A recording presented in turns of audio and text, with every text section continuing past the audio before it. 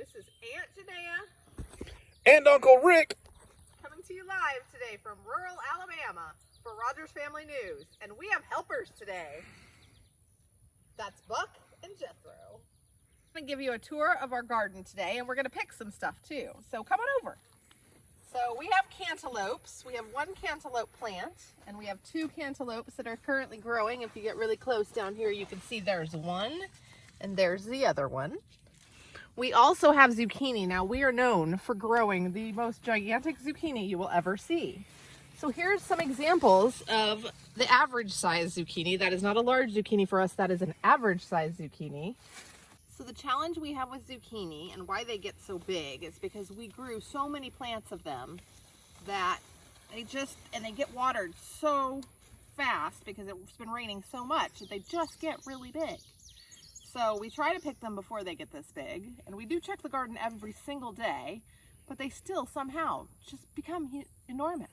So with our zucchini plants, we're trying to see how big we can really get one to grow. So this one right here we're working on. It's been there for a while, and we're not sure. So far, our biggest zucchini has been 4 pounds. We're curious to see how big this one gets.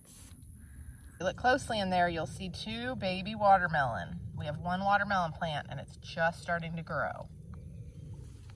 So we have a whole row here of cucumbers, so let's pick a couple. So you want them to get, a decent size. We try not to make these go too big. So we'll pull a couple that are this size and take these in with us today. We have a bunch of different tomato plants, I believe 7 in total. And this particular one we'd never tried before. It's a lemon something or other, some kind of lemon hybrid. Tastes nothing like lemons. However, it does taste pretty delicious. So they actually turn this yellow color, which I like to pick them a little bit early because if I wait to pick them, the bugs eat them or the animals eat them. So I'll pick this a little early and then I'll set it in the window, and in a couple days, it'll be perfect. See those 2 bugs there? That's actually 2, but that's an eastern leaf-footed bug. They invaded our garden a couple weeks ago, and I will tell you they freaked me out. So you may just see me freak out as I'm picking things today.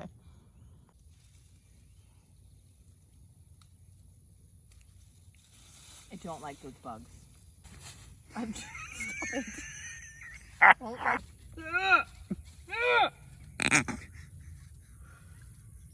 So here we have some cherry tomatoes. They're pretty typical cherry tomatoes. They're the orange kind. And then over here we have a different type of cherry tomato that are called chocolate sprinkles. They taste nothing like chocolate, but boy, are they delicious. This guy is a Stella. They look like this. They don't get too big. They stay a little bit smaller. There's another type of tomato. Let's see what this one is. This one is a centennial. Both of these 2 plants are centennial tomatoes, so they're a little bit bigger red tomatoes. Again, we're picking these before the animals eat them, because when the animals eat them, you get little teeth marks, and you don't want to eat them after that.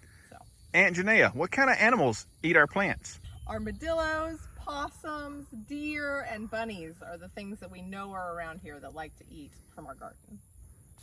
And these are our beefsteak tomatoes. Now these are really delicious tomatoes, but I'll tell you lately they've not been producing as well. Earlier, a couple weeks ago, they were producing awesomely. Now they're all a little off, but that's okay. Hey there, so I'm picking green beans right now, and they look like this, and they're delicious. And around here, they call them, Uncle Rick, what do they call them around here? Blue Lakers. Blue Lakers, but to me, they're just a green bean, so. But they're pretty delicious. And I like to cook them and make them not quite cooked enough. They're just hot, and Uncle Rick does not love it that way. He likes them when they're much more cooked. Hey guys, it's Uncle Rick. We're picking purple hull peas. Do you know why they're purple hull peas?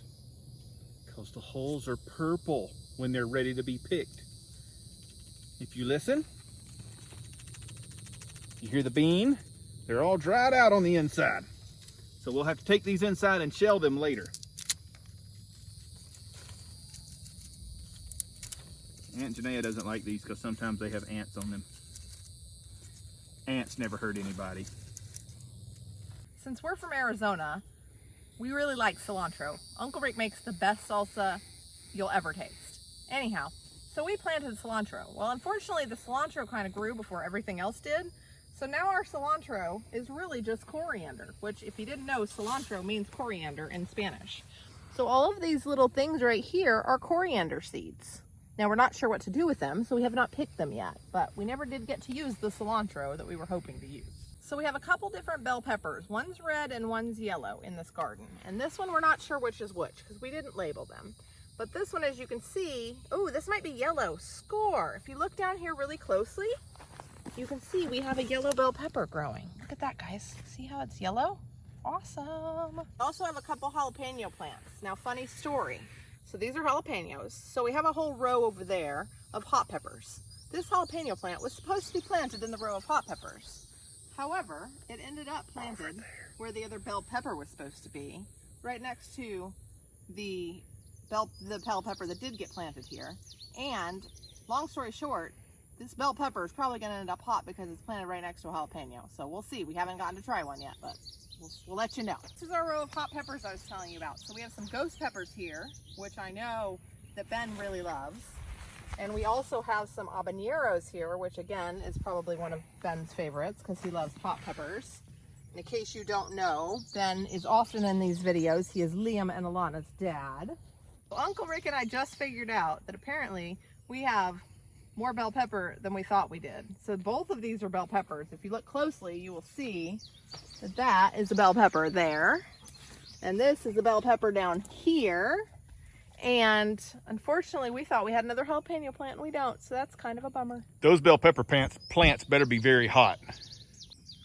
So the rest of these are our hot cayenne peppers. Now, unfortunately, in rural Alabama, we do not have a lot of choices when it comes to hot pepper plants because people around here don't eat spicy food. Uncle Rick's salsa, you give it to somebody here, what's normally a medium, and they think it's the hottest thing they've ever tasted. And it's just a medium, not a hot. He can show them hot. As you can see, we have 2 rows of corn. Now the first row of corn was from our first batch that we tried, and we didn't get that many stalks, but we have gotten some good corn off of it. Our second batch, the much better row here, is from our second attempt that happened probably about a month after the first attempt. And these guys are growing like gangbusters and doing great. And if you look closely, we've got corn.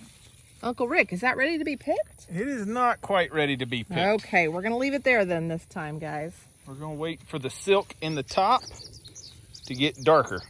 So all this lighter color, we want to get darker before we go to pick them. Hey guys, it's Uncle Rick again. I'm gonna show you a southern staple in your garden. If you don't have this in your garden, you're not southern or you don't have a garden in the south. It's okra. I'm not gonna pull a lot of them, but I'll pull a few to show you. That's what okra looks like. What do you do with okra, Uncle Rick? You can can it, and when you can it, they're kind of slimy, but the best way to do it, especially in the south, is to cut them up in little pieces and batter them and fry them. The greatest thing ever. So this is our rosemary. It smells amazing. And we have 2 little lavender plants that are doing okay. And yes, there are some weeds in our garden. Every couple weeks we come in and we pull weeds, but boy, these weeds grow fast. So they kind of take over pretty quick. It's Uncle Rick again with our really short sunflowers. Buck and I are here for scale. If you can see, and Aunt Janaea can walk around, but if you see in the top, in the sunflower, the bumblebees love these flowers. And we'll see if we can find one that's shorter to the ground that she can show you. Here's one. She'll like this little flower here a lot too. This one's almost ready to be picked down at the bottom. Oh goodness, that's disgusting. Oh yeah, we're backing up. We're backing up. Oh God.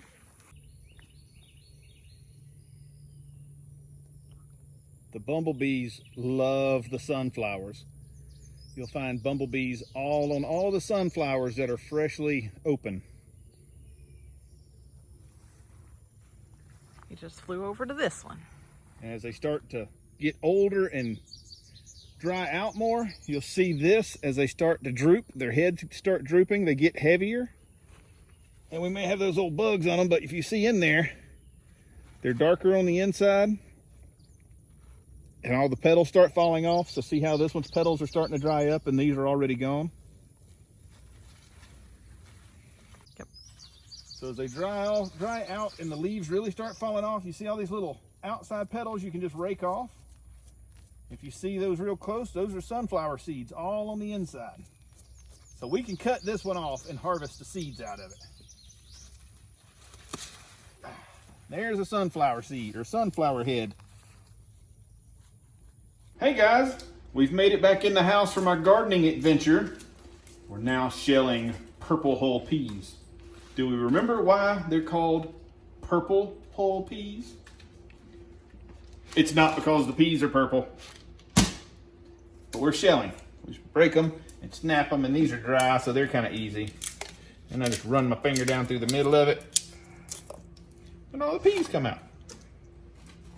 And over we go. Oh, these are shooting everywhere. My eye! Got a lot to go. Janaea, And Uncle Rick. Buck, and Jethro signing off from rural Alabama. Back to you, Liam, Alana, and Deb.